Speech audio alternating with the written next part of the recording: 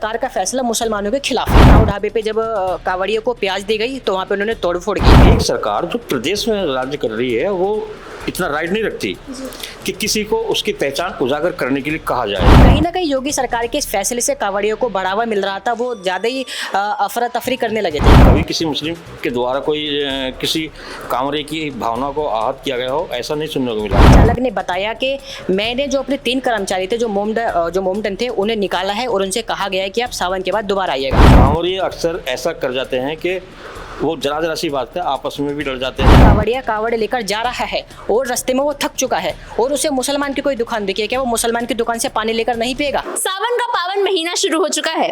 हर तरफ हर हर महादेव के नारे गूंज रहे हैं और भगवा रंग में कांवड़िए दिख रहे हैं।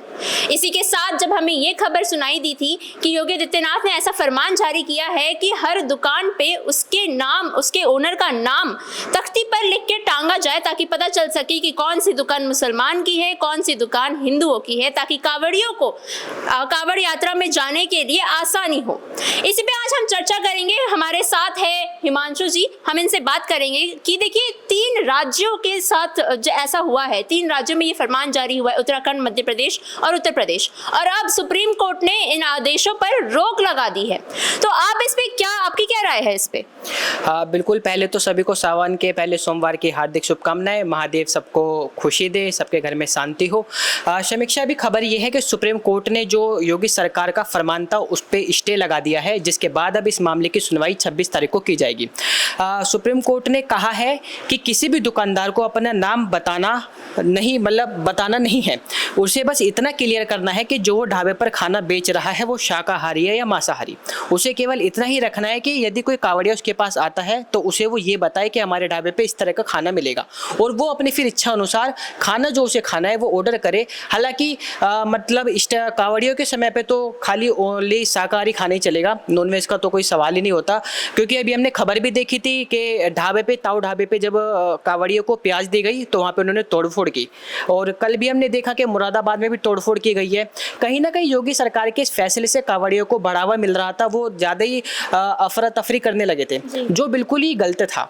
और इस मामले में जांच होनी चाहिए थी एसएसपी के खिलाफ। सुप्रीम कोर्ट ने साफ कहा है कि एसएसपी कौन होता है कि इस तरह का आदेश जारी करने वाला।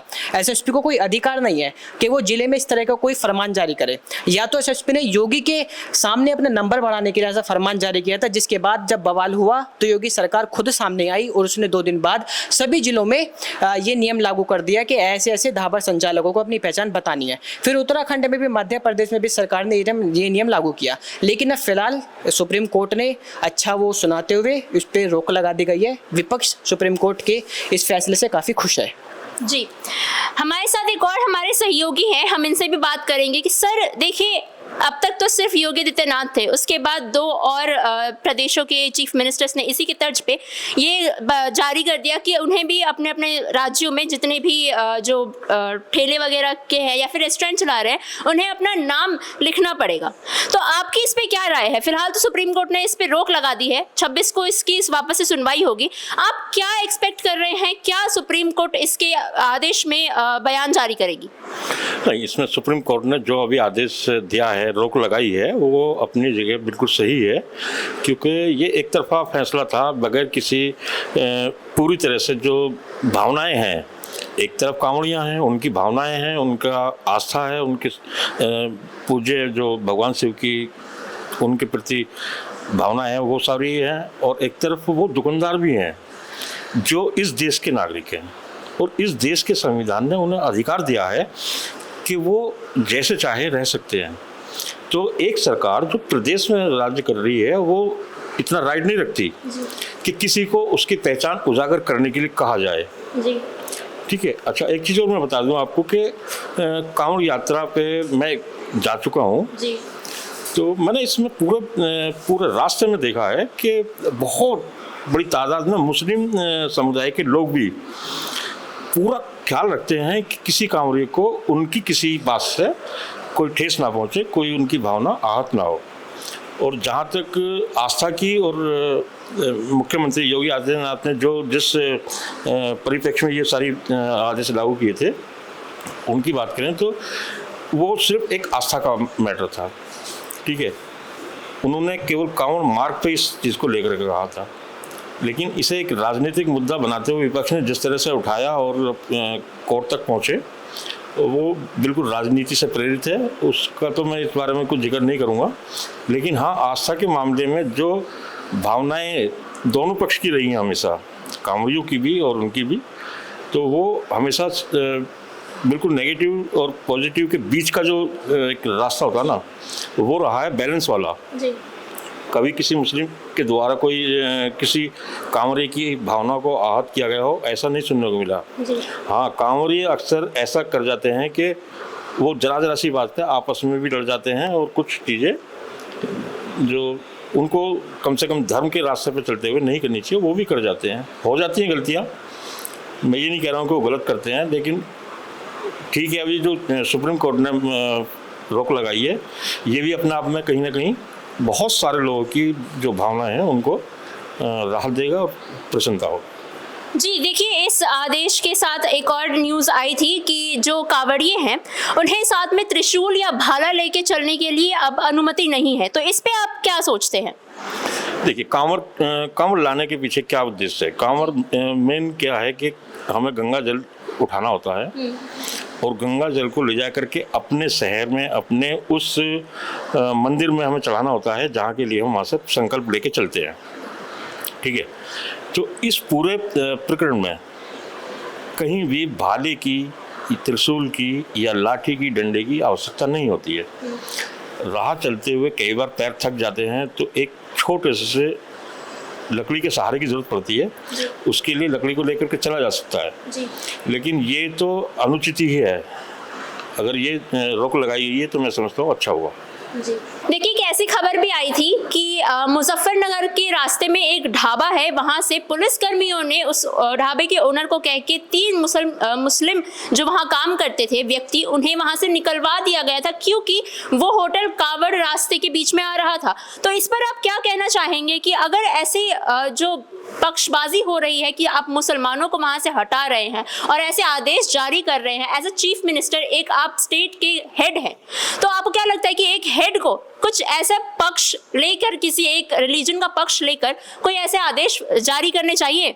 देखो समीक्षा, पहले तो मैं यहाँ पे ये क्लियर करता हूँ कि सीएम योगी की तरफ से ऐसा कोई आदेश नहीं था कि तुम अपने ढाबे से मुसलमानों को निकाल दो। वो केवल उत्तर प्रदेश की जो मुजफ्फरनगर पुलिस थी, उनके जो दरोगा सिपाही थे, उन्होंने ये काम जाके किया है। अभी मैं आपको बताऊँ, साक्षी ढाबा काफ़ी वायरल हो रहा है। साक्षी ढाबे पे तमाम मीडिया कर्मी गए, वहाँ पे उन्होंने जो संचालक है उससे बात की, तो संचालक ने बताया कि मैंने जो अपने 3 कर्मचारी थे जो मोमडन थे, उन्हें निकाला है और उनसे कहा गया है कि आप सावन के बाद दोबारा आइएगा। ये बिल्कुल गलत है। अब देखो, अभी हमने देखा कि आम के ठेले पर लगे हैं कि ये आरिफ आम बेच रहा है, ये नसीर आम बेच रहा है। अरे अगर तुम ये देख रहे हो तो फिर ये भी देखो ना कि उस आम को उगाया किसने। अगर वो मुसलमान ने उगाया, क्या वो आम नहीं खाओगे? यदि कोई कावड़िया कावड़ लेकर जा रहा है और रास्ते में वो थक चुका है और उसे मुसलमान की कोई दुकान दिखी है, क्या वो मुसलमान की दुकान से पानी लेकर नहीं पिएगा? अब मुझे ये बताइए, क्या जिस वक्त कोरोना टाइम के अनुसार हमें तमाम तरह की जरूरत पड़ी थी तो हमने अपने आस पड़ोस में देखा था कोई हिंदू है, मुसलमान है, हमने बिना कुछ सोचे समझे उससे मदद ली थी। और यही सरकार को इसका मतलब ऐसा एक पक्ष में कहा जा सकता है, क्योंकि ये सीधे तौर पर देखो, अगर हम खुद से भी सोचे ना तो हमें खुद को लगेगा कि सरकार का फैसला मुसलमानों के खिलाफ है। क्योंकि ऐसा कोई सेंस ही नहीं बनता कि यार तुम किसी को कहो कि अपनी दुकान के आगे तुम अपना नाम चस्पा करो, उसमें कोई दिक्कत नहीं है। देखो, तमाम ऐसे व्यापारी हैं, हम बनियों को देखते हैं कि सबके नाम पे लगा होता है गरवाल की स्वीट्स या गर्ग या गुप्ता, जो भी, वो ठीक है। पर तुम अपना ये फैसला इस कावड़ यात्रा के दौरान अगर लेके आ रहे हो तो वो ऐसा लगेगा कि वो मुसलमानों के खिलाफ ही है। तो ये ऐसे अभी देखते हैं अब सुप्रीम कोर्ट 26 तारीख को इसमें क्या करता है। जी, आपसे एक अंतिम टिप्पणी चाहूंगी कि क्या हम इस फैसले को ऐसा समझे कि अगर कोई हिंदू कावड़ यात्रा के समय किसी मुसलमान के यहाँ से कुछ खाता पीता है तो वो हिंदू के शुद्धता को ठेस पहुंचा रहा है? नहीं, ऐसे तो देखो कुछ नहीं है कि ये कहने वाली बात है। हम अभी तमाम मुजफ्फरनगर के बीच एक जिला पड़ता, मतलब एक वो है गांव, वो पूरा मोमडन का है। वहाँ पे मोमडन कावड़ियों को पानी भी पिलाते हैं, उनके लिए तमाम तरह की व्यवस्था करते हैं, उनके ऊपर फूल भी बरसाते हैं। और यहाँ तक कि कुछ मोमडन तो कल ही, मुझे भी नाम याद नहीं आ रहा कि कल ही एक मोमडन लड़का अपने दोस्त के साथ कावड़ लेने गया है, वो भी काफी वायरल है। वो भी तो मुसलमान है ना, उसकी तो कोई ठेस नहीं हो, उसकी तो भावना कोई आहत नहीं हो रही है ना, जो हम अपने ऊपर ले उसे, वो बिल्कुल एकदम से गलत है। भाईचारा बना के रखना चाहिए और बस यही। जी बाकी देख- सर, आपसे भी अंतिम टिप्पणी लेना चाहूंगी इसी बात पे कि क्या ऐसा लगता है कि अगर कोई कांवड़िया, कोई हिंदू है, वो अपने कांवड़ यात्रा के समय किसी मुसलमान के यहाँ से कुछ खा पी लेता है तो उसकी शुद्धता को ठेस पहुंचती है?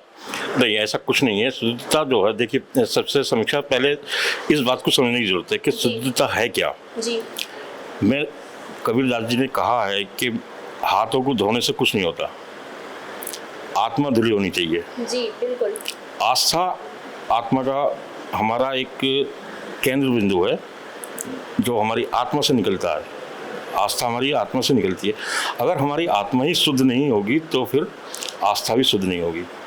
और अशुद्धि किसी मुसलमान के हाथ का खाना खाने से या किसी के घर का खाना खाने से नहीं आती है। अशुद्धि तो किसी भी चीज़ में हो सकती है। जी मैं एक हिंदू हूँ, मेरे एक परिवार में यदि अशुद्ध तरीके से खाना बना है तो वो भी अशुद्ध है। ज़रूरी नहीं है कि किसी मुस्लिम के घर का खाना अगर वहाँ वो अच्छे साफ सफाई के साथ बनाया गया है तो वो शुद्ध है। बशर्ते कि नॉनवेज और वेज का डिफरेंस है। जी जी। लेकिन जहाँ वेज, केवल वेज की बात है, तो वेज तो वहाँ भी शुद्ध है और वहाँ भी शुद्ध है अगर वो साफ तरीके से बनाया गया है। जी, तो ये थे हमारे साथ हमारे जनहित टाइम्स के सहयोगी और इनके विचार इस मुद्दे पे। अब सुप्रीम कोर्ट इस आदेश पे अपना अगला सुनवाई 26 तारीख को करने वाली है। देखते हैं कि सुप्रीम कोर्ट आखिर क्या आदेश जारी करती है। क्या इस आदेश को बढ़ाया जाएगा या इसको यहीं खत्म कर दिया जाएगा और कांवड़ यात्रा बिना किसी नेम प्लेट के लोग तय करेंगे? आपकी इस खबर पे क्या राय है, हमें कमेंट सेक्शन में जरूर बताएं। देश और दुनिया की यूं ही तमाम खबरों के लिए बने रहे जनहित टाइम्स के साथ।